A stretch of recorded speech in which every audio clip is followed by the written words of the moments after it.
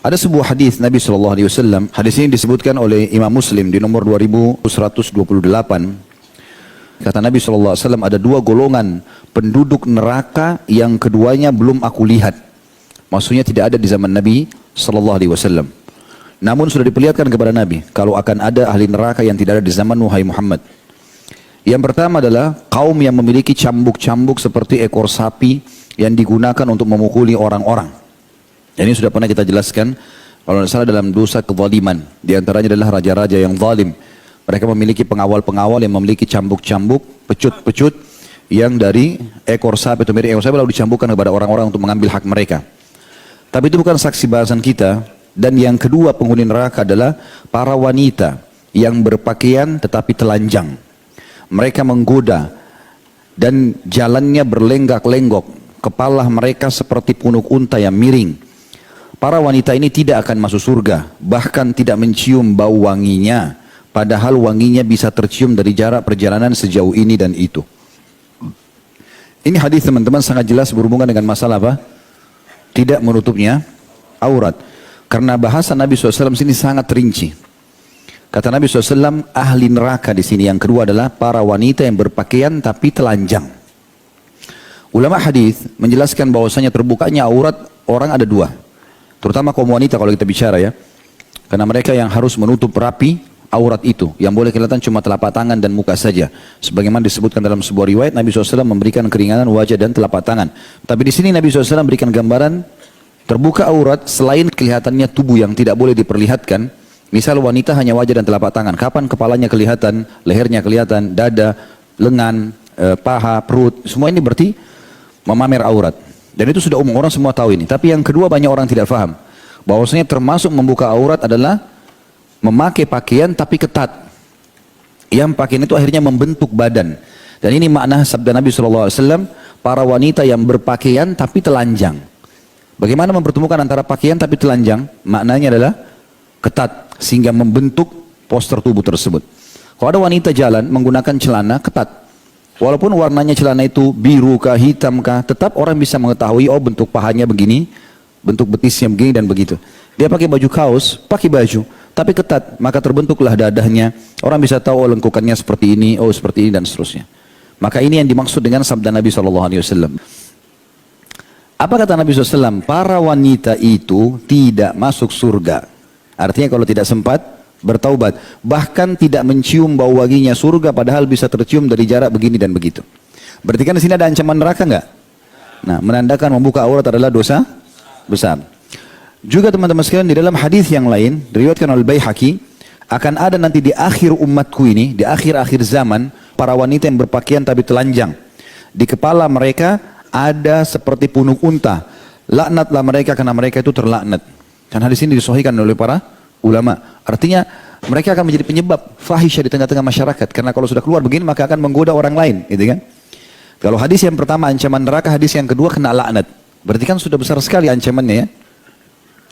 Dan teman-teman sekalian, ada bedanya antara orang yang berbuat dosa tapi dia sendiri dengan orang berbuat dosa terang-terangan. Ini yang berbuat dosa terang-terangan berbahaya. Artinya, kalau ada orang membuka auratnya tapi di halaman rumahnya, walaupun itu sebenarnya kalau ada laki-laki, dia tidak boleh gitu kan. Dalam rumah pun kalau ada laki-laki bukan mahram, dia harus tutup. Misalnya sama supir, misalnya sama ipar, kan itu semua bukan mahram. Ya, maka walaupun ada urusan, ada hubungan keluarga, tetap tidak boleh. Tapi kalau ada orang, misal dalam rumahnya, dia ketemu iparnya, juga dosa kalau dia buka aurat. Tapi ini masih mending dibandingkan orang yang sengaja keluar pamer di luar sana. Karena ini dianggap mujahir. Orang yang sengaja mengekspos dosanya. Orang yang pamer auratnya di depan umum, itu sama dengan orang minum khamr di depan umum. Sama dengan orang zina di depan umum. Karena semua dosa besar. Ya. Kalau antum mau tahu bobot dosa yang sedang dikerjakan, hubungkan coba dengan contoh-contoh dosa yang lain. Karena masalah memamer aurat tidak bisa dipisahkan dengan masalah khamr, tidak bisa dipisahkan dengan masalah zina, karena semua dosa besar. Berarti kalau orang pegang khamr di pinggir jalan dianggap aib, berarti pamer aurat juga dianggap aib. Dan itu bukan sebuah prestasi. Makanya dalam sebuah hadis yang sahih riwayat Imam Muslim, kata Nabi SAW, semua umatku masih bisa diampuni dosanya, kecuali orang-orang yang melakukan dosa secara terang-terangan. Di dalam surah Al-Ahzab ayat 59, A'udzubillahi minasyaitonirrajim, surah nomor 33 dalam Al-Quran, ayat 59, Ya ayyuhan nabiyyu qul li azwajika, wa banatika wa nisa'il mu'minina yudnina 'alaihinna min jalabibihin dzalika adna ay yu'rafna fala yu'dzain wa kana Allahu ghafurur rahima. Hai Nabi, katakanlah kepada istri-istrimu, anak-anak perempuanmu dan istri-istri orang mukmin. Ya. Di sini ada banyak orang salah paham dengan ayat ini. Dia pikir ayat ini khusus untuk istri Nabi saja. Allah merincikan, istri-istrimu hai Muhammad, anak-anak perempuanmu, istri-istri orang beriman, berarti semua wanita mukminah. Bilanglah pada mereka, hendaklah mereka menggulurkan jilbab mereka ke seluruh tubuh mereka. Yang demikian itu supaya mereka lebih mudah untuk dikenal. Maksudnya ada simbol Islamnya. Oh ini muslimah, orang jadi tahu, gitu kan? Maka gara-gara itu mereka tidak akan diganggu. Dan Allah Maha Pengampun lagi Maha Penyayang. Jadi dari ayat ini teman-teman sekalian, rahimakumullah, adalah jelas makna daripada ayat bagaimana Allah Subhanahu wa taala menurunkan atau memerintahkan hijab ini agar tidak terjadi gangguan-gangguan pada wanita. Kalau wanita itu tutup aurat, dia tutup dengan hijab segala macam, apalagi kalau lengkap Masya Allah dengan niqabnya, dengan cadarnya, ya tertutup semua, kira-kira apa yang akan menggoda lawan jenis? Orang juga kalau mau ganggu, misalnya ada laki-laki hidung belang mau ganggu, bingung dia, ini cantik nggak ya? Dia ragu, nanti sudah diperkosa ternyata jelek gitu. Jadi dia tidak, pakaian itu jadi penghalang bagi dia, ragu. Tapi kalau dasarnya perempuan itu memamerkan semuanya, rambutnya sudah indah, kulitnya indah, matanya semua digodain, dibuka, maka itu akan terbuka pintu-pintu fahisyah. Maksudnya perbuatan mungkar ya, fahisyah itu mungkar. Maka kata Allah SWT, dzalika adna alla yu'dzain. Tujuan utama supaya mereka tidak diganggu. Ya. Allah bilang tentang masalah pentingnya kita menjaga pakaian, memakai pakaian yang rapi, tentu dengan menutup aurat. Dalam surah Al-A'raf juga, surah nomor 7 ayat 31. A'udzu billahi minasyaitonir rajim. Ya bani Adam khudhu zinatakum 'inda kulli masjid. Hai anak Adam, ambillah pakaian terbaikmu ke dalam masjid atau pada saat kamu pergi ke masjid. Subhanallah, terkenal peradaban dari zaman dulu. Kalau satu masyarakat itu dianggap modern, ya, maka di zaman dulu ya, sampai beberapa tahun terakhir saja, itu dianggap modern kalau pakaian-pakaian mereka tertutup. Sekarang misalnya contoh, orang dianggap itu modern pada saat dia menggunakan jas tertutup. Kemudian juga perempuannya mungkin menggunakan baju gaun yang besar, gitu kan. Berjalan waktu memang mulailah dipangkas, kelihatan ini, kelihatan itu, gitu ya. Dan kebanyakan orang-orang yang terbuka itu dianggap primitif biasanya. Orang kalau masih primitif di hutan, tidak pakai pakaian, pakai cuma selembar kain, memang dianggap seperti itu. Jadi secara peradaban pun sebenarnya manusia mengetahui masalah itu.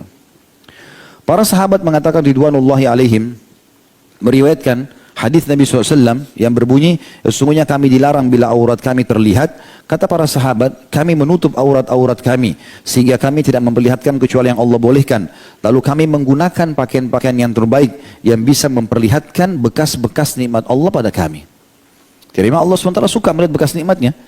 Maka kita pun kalau mengatakan menutup aurat dengan pakaian yang benar, yang bersih, yang rapi, gitu kan. Yang sisi yang lain teman-teman sekalian, orang yang melakukan perbuatan ini, ya, memamer aurat, bisa menyeret pelakunya jauh dari syariat dan melemahkan imannya. Dan akhirnya membuat rasa malunya hilang. Ya. Kalau sudah sampai hilang malunya, maka sesuai dengan sabda Nabi SAW, di dalam tastahi, fasna ma syi'ta. Kalau kau sudah tidak malu, buatlah semaumu. Dan kata para ulama, malu dimulai daripada menutup aurat. Kapan dia tutup aurat? Berarti dia malu. Dia buka aurat berarti sudah tidak malu. Walaupun orangnya santun. Karena dia sudah bisa memamer apa yang sebenarnya harus ditutup. Dan subhanallah, fitrahnya manusia, kalau orang, ya Allah sudah katakan itu aurat, maka malu untuk melihatnya. Dan kata Nabi SAW tentang rasa malu ini, al-haya'u kulluhu khair, rasa malu itu semuanya kebaikan. Al-haya' la ya'ti bi khair, malu tidak akan datang kecuali kebaikan. Wal haya'u syu'batun minal iman, malu itu bagian daripada keimanan. Itu semua adalah hal yang sangat berhubungan sekali dengan semua kehidupan muslim, terutama masalah buka dan menutup aurat ini. Juga membuka aurat adalah tasyabuh dengan orang-orang kafir. Karena orang Islam disuruh tutup aurat, orang kafir buka. Dan kata Nabi SAW, man tasyabah biqaumin fahuwa minhum. Siapa yang menyerupai satu kaum berarti dia sama dengan mereka. Berarti banyak sekali ancamannya ini. Ya. Kalau masih ingat kisah yang saya pernah ceritakan ikhwas sekalian, bahwasanya masuk Islamnya seorang anak muda di Inggris dulu, ya kan? Gara-gara dia datang ke dalam masjid, ada syekh menyampaikan pengajian, kemudian dia bilang sama temannya bilang, syekh ini teman saya mau masuk Islam. Kebetulan dia masuk Islam tahun lalu, yang mengajak temannya sekarang. Tapi sebelum masuk Islam ada pertanyaan dia.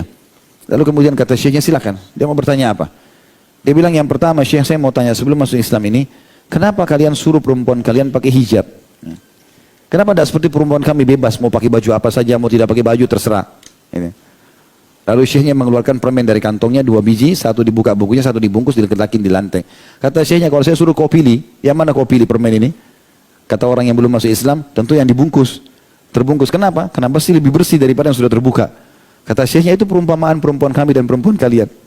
Kalau perempuan kami seperti permen yang masih tutup, yang boleh buka cuma suaminya. Kalau kalian semua orang bisa buka, gitu kan? Maka jelas berbeda di sini konsepnya.